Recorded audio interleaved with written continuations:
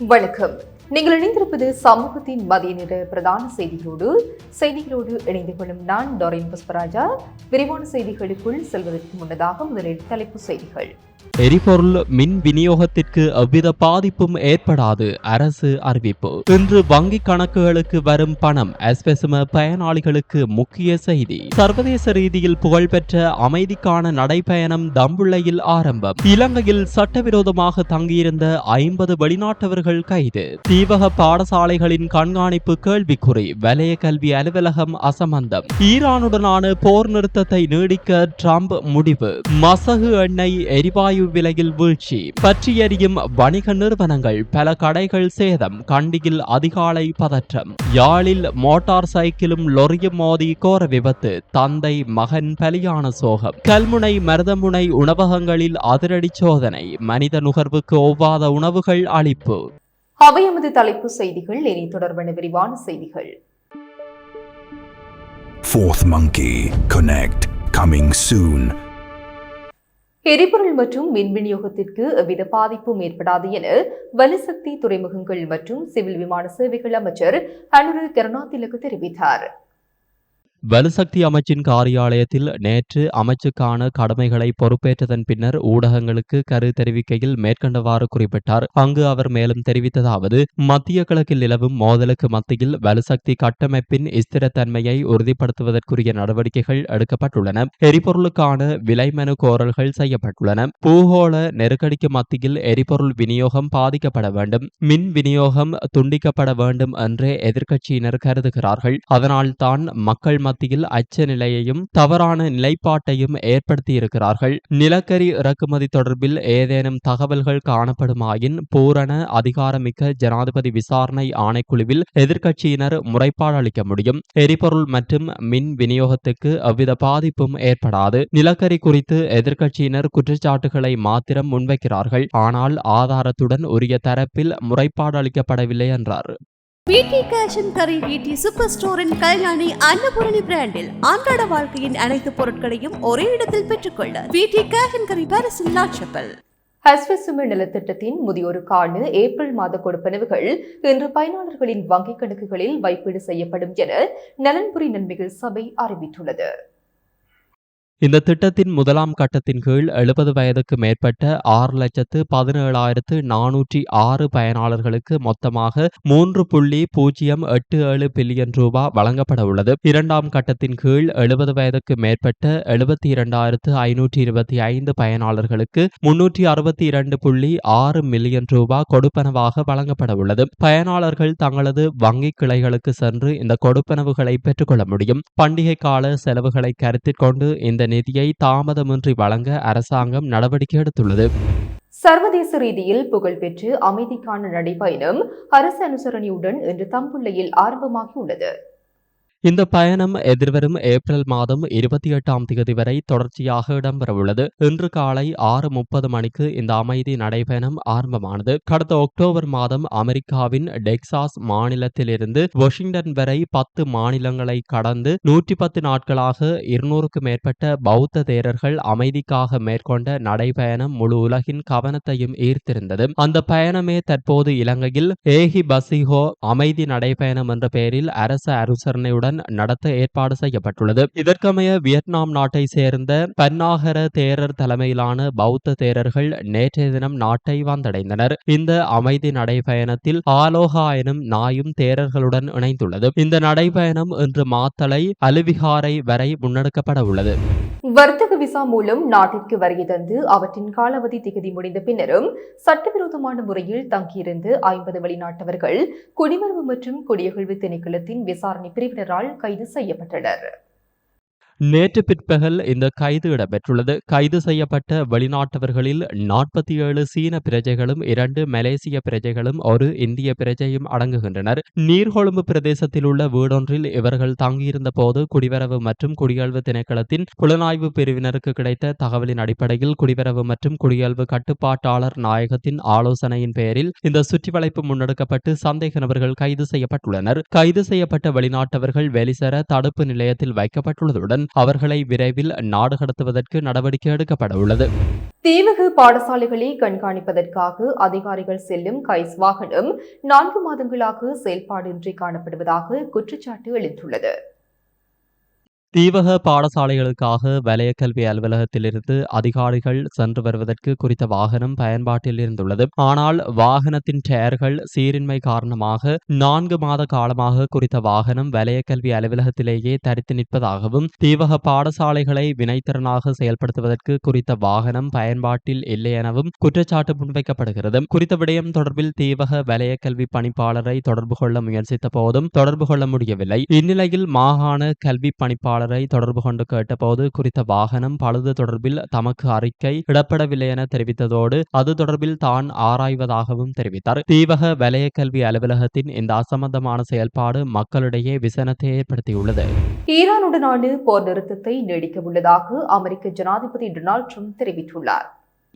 ஏற்கனவே அறிவிக்கப்பட்டிருந்த போர் நிறுத்த காலம் முடிவடைவதற்கு சில மணி நேரங்களுக்கு முன்னதாக இந்த அறிவிப்பு வெளியிடப்பட்டுள்ளதாக சர்வதேச ஊடகங்கள் செய்தி வெளியிட்டுள்ளன. ஆயிரக்கணக்கான உயிர்களை பலிகொண்டும் உலக பொருளாதாரத்தில் பாரிய தாக்கத்தை ஏற்படுத்தியும் ஒரு மாதத்திற்கு மேலாக நீடித்த இந்த போரை முடிவுக்கு கொண்டு வருவதற்காக இரு நாடுகளுக்கும் இடையே சமாதான பேச்சுவார்த்தைகளை தொடர்ந்து முன்னெடுப்பதே இதன் நோக்கமாகும் என தெரிவிக்கப்படுகிறது. போர் நிறுத்தம் முடிவடைந்த பின்னர் தாக்குதல்களை நடத்தப் போவதாக முன்னர் அச்சுறுத்தியிருந்த போதிலும் பின்னர் அந்த நிலைப்பாட்டிலிருந்து விலகிய ட்ரம்ப் சமாதான பேச்சுவார்த்தைகளில் மத்தியஸ்தராக செயல்படும் பாகிஸ்தான் விடுத்த கோரிக்கைக்கு தான் இணங்கியுள்ளதாக தெரிவித்தார். இதற்கமைய ஈரான் தலைவர்கள் மற்றும் பிரதிநிதிகள் ஒன்றிணைந்த முன்மொழிவை முன்வைக்கும் வரை ஈரான் மீது நடத்த திட்டமிடப்பட்டிருந்த தாக்குதல்களை நிறுத்துவதற்கு தீர்மானித்துள்ளதாக அமெரிக்க ஜனாதிபதி டொனால்ட் ட்ரம்ப் மேலும் தெரிவித்துள்ளார். இந்த நிலையில் அமெரிக்கா மீண்டும் ஏதேனும் தாக்குதல்களை தொடங்கினால் முன்கூட்டியே தீர்மானிக்கப்பட்ட இலக்குகள் மீது உடனடி தாக்குதல் நடத்த தயாராக இருப்பதாக ஈரான் ராணுவம் அதிரடி எச்சரிக்கை விடுத்துள்ளது.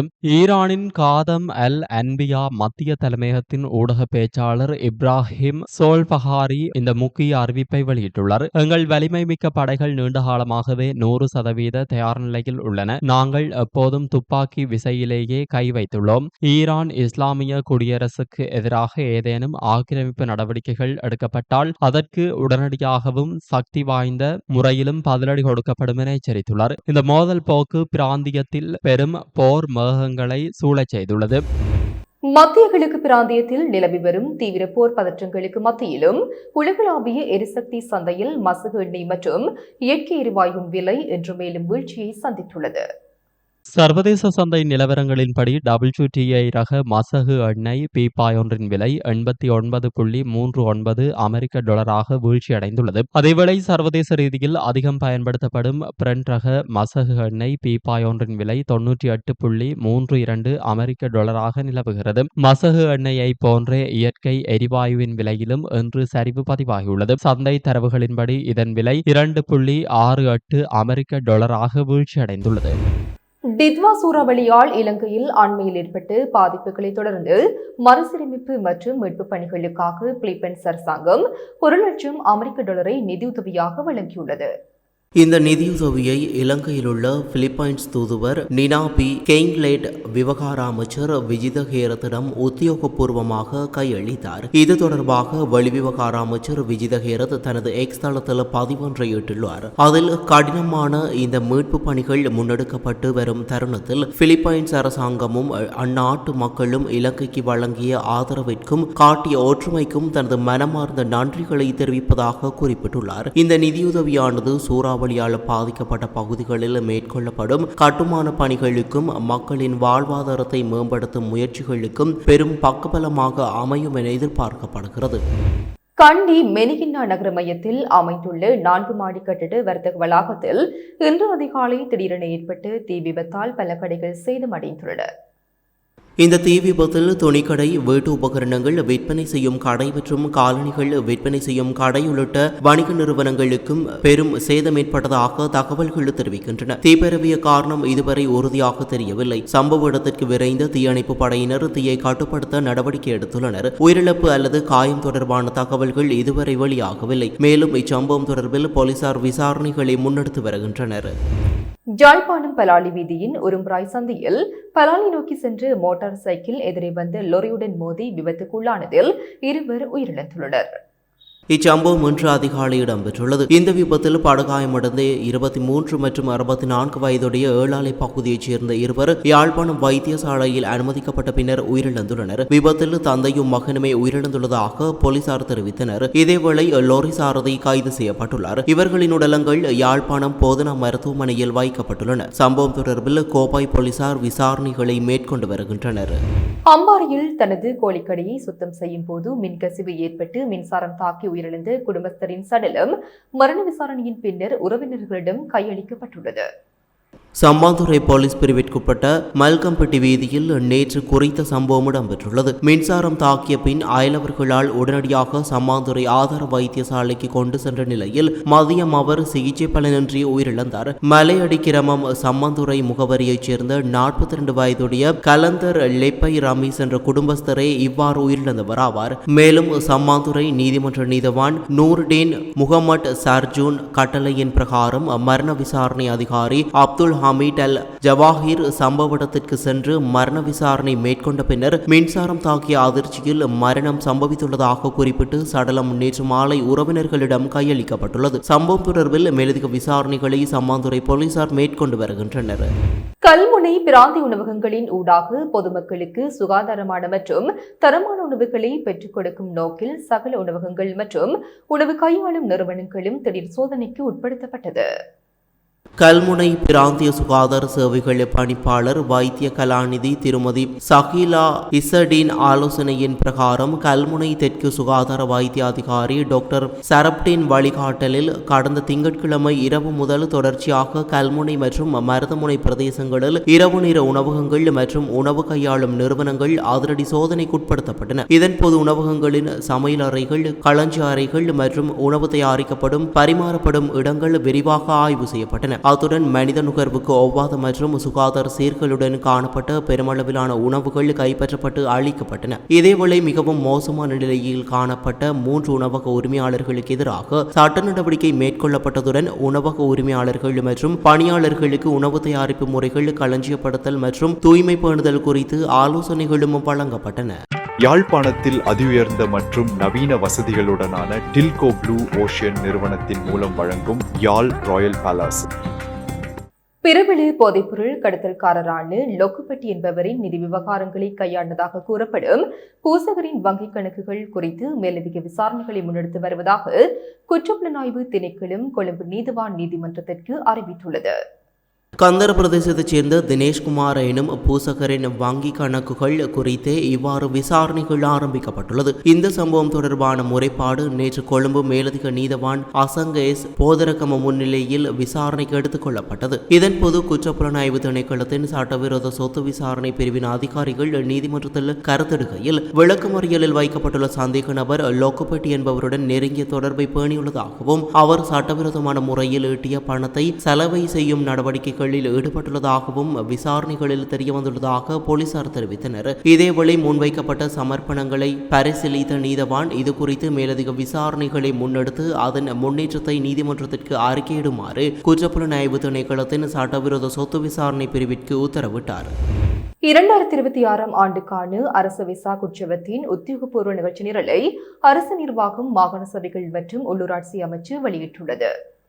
ஸ்ரீ சம்புத்த தெமங்கலவை நினைவு கூறும் வகையில் நடத்தப்படும் வெசாக் புண்ணிய மகோத்சவத்தை முன்னிட்டு மே மாதம் 27ஆம் திகதி முதல் ஜூன் மாதம் 2ஆம் திகதி வரை வெசாக் வாரம் என கடந்த மார்ச் மாதம் 30ஆம் திகதி அமைச்சரவையினால் பிரகடனப்படுத்தப்பட்டது. இதற்கமைய அகில இலங்கை சாசனாராக்ச சபையின் வழிகாட்டலின் கீழ் புத்த சாசன சமய மற்றும் கலாசார விவகார அமைச்சு, பௌத்த விவகார திணைக்களம், மாவட்ட செயலகங்கள் மற்றும் பிரதேச செயலகங்கள் உள்ளிட்ட அரசு மற்றும் அரசு சார்பற்ற நிறுவனங்களின் ஒத்துழைப்புடன் வெசாக் உற்சவத்தை நாடு முழுவதும் மிக விமர்சையாக நடத்துவதற்கு ஏற்பாடுகள் செய்யப்பட்டுள்ளன. வெசாக் வாரத்தில் நடைமுறைப்படுத்தப்பட்ட முன்மொழியப்பட்டுள்ள வேலை திட்டங்கள் குறித்த விவரங்களை அரசு நிர்வாகம் அமைச்சு வெளியிட்டுள்ளது. இத்துடன் சமூகத்தின் மதிய நேர பிரதான செய்திகள் நிறைவு பெறுகின்றன. தொடர்ந்தும் சமூகத்தோடு இணைத்திருங்கள். எமது RIP பேச்சுக்கு கிடைத்த மரண அறிவித்தல்கள். யாழ் புங்குடுதீவை பிறப்பிடமாகவும் கிளிநொச்சி இல 93 உருத்திரபுரத்தை வதிவிடமாகவும் கொண்டிருந்த திருமதி அருளம்பலம் ராசலட்சுமி அவர்கள் 21/4/2026 செவ்வாய்க்கிழமை அன்று காலமானார். மட்டக்களப்பு கலட்டியை பிறப்பிடமாகவும் தன்னாமுனையை வதிவிடமாகவும் கொண்டிருந்த அமலோத்பவ ஜூசே மேரி சாமுவேல் அவர்கள் 20/4/2026 திங்கட்கிழமை அன்று காலமானார். யாழ் காரைநகர் பலகாட்டை பிறப்பிடமாகவும் கிளிநொச்சி பிரான்ஸ் ஆகிய இடங்களை வாழ்விடங்களாகவும் கொண்டிருந்த திரு அம்பலவாணர் சதீஷ்குமார் அவர்கள் 21/4/2026 செவ்வாய்க்கிழமை அன்று பிரான்சில் காலமானார். யாழ் மாசார்பளையை பிறப்பிடமாகவும் வதிவிடமாகவும் கொண்டிருந்த திருமதி கணபதிப்பிள்ளை ராசம்மா அவர்கள் 21/4/2026 செவ்வாய்க்கிழமை அன்று காலமானார். மேலே அறிவிக்கப்பட்ட அனைத்து மரண அறிவித்தல் இறுதிக்கிரியை பற்றிய தகவல்களை அறிந்து கொள்ள ரிப் பேஜை பார்வையிடுங்கள். இதற்கான லிங்க் கீழிருக்கும் டிஸ்கிரிப்ஷனில் பார்வையிடலாம். இது போன்ற செய்திகளை தெரிந்து கொள்ள சமூகம் நியூஸ் சேனலை சப்ஸ்கிரைப் செய்து அருகில் உள்ள பெல் பட்டனை கிளிக் செய்யுங்கள்.